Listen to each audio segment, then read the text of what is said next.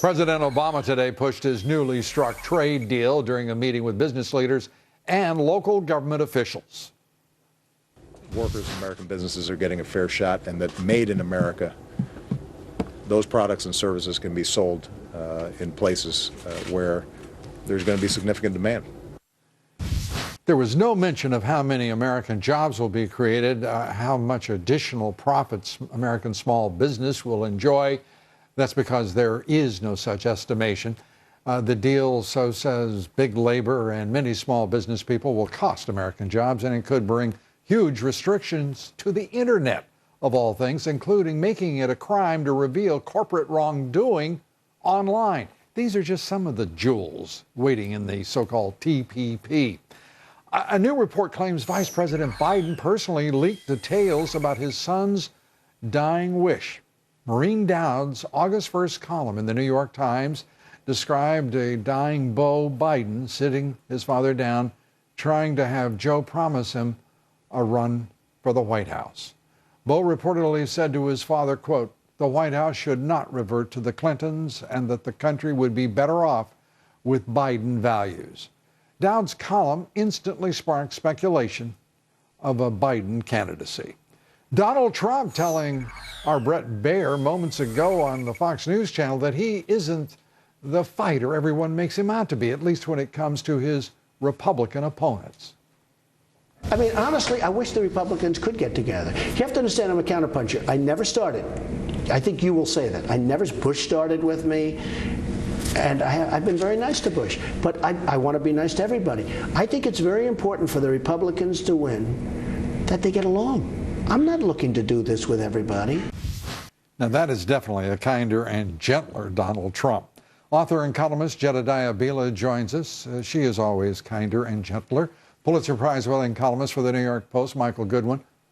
Both Fox News contributors. And Michael, I've got to give you some considerable credit for being kind. Not kinder. Let's start with McCarthy and this absurd gift that he gave Hillary Clinton. He's resurrected single-handedly her campaign. Right. I think it may cost him the speakership, and I think it should. I think that this was a first-order gaffe, one that cannot be taken back or explained away.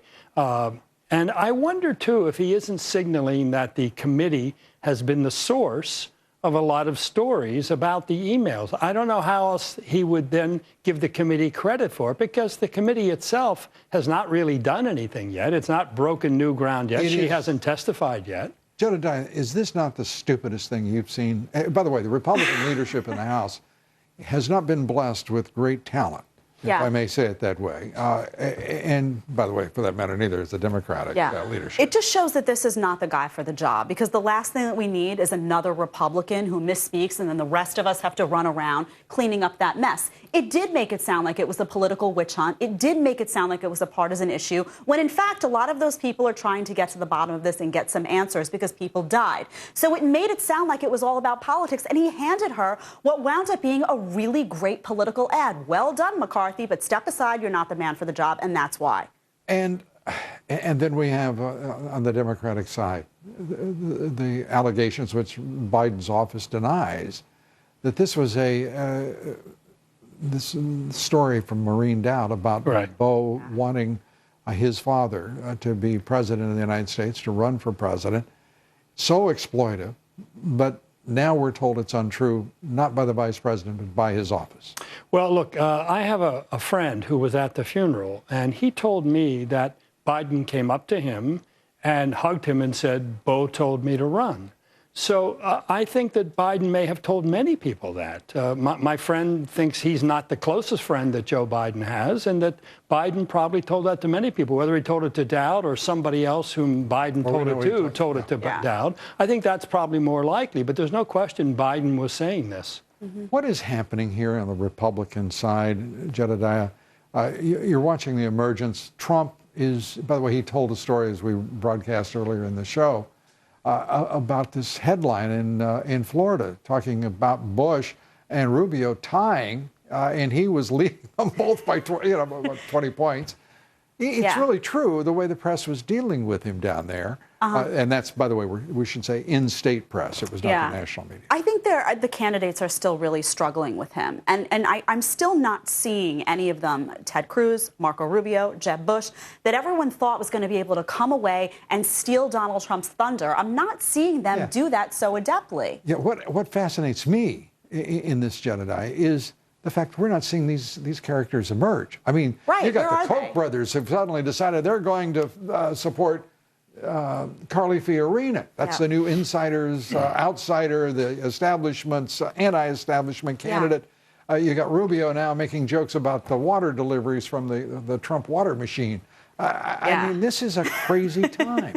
These polls are saying something. I'm just not sure what, Mike. Well, they're starting to take on a sense of permanency. I mean, not forever necessarily, but this phase, the early phase of the campaign, has been extended to where there's actually very little movement. You have people up and down within a range, but essentially you have Trump at the top from the beginning and staying there now. And I'm also struck, Lou, that it does seem as though the field is getting whittled down now. We're down really to 8 or 9 Republicans with any kind of pulse. 8 or 9 from a stage 17, of 500. From 17, we're halfway home. That's a 50% reduction. Who would have believed it a year ago? And we haven't had a single vote yet. But you know what? Carly Fiorina did manage to stand out. She did manage to, she was on the second-tier debate stage, got to the first-tier debate stage, and managed to rival Donald Trump. She managed to catch him. So when you listen to Marco Rubio, he's a smart guy. He's accomplished. Something is not clicking.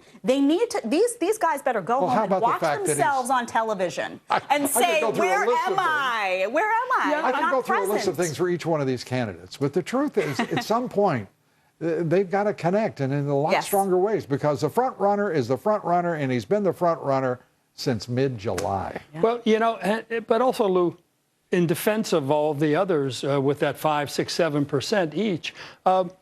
Iowa and New Hampshire are so different. Right. You're playing to a different audience, and really all they have to do is do well in one of those two. That's true. Fair point. Oh, well, therein lies the challenge, because the same front runner is the front runner again for the Republican side.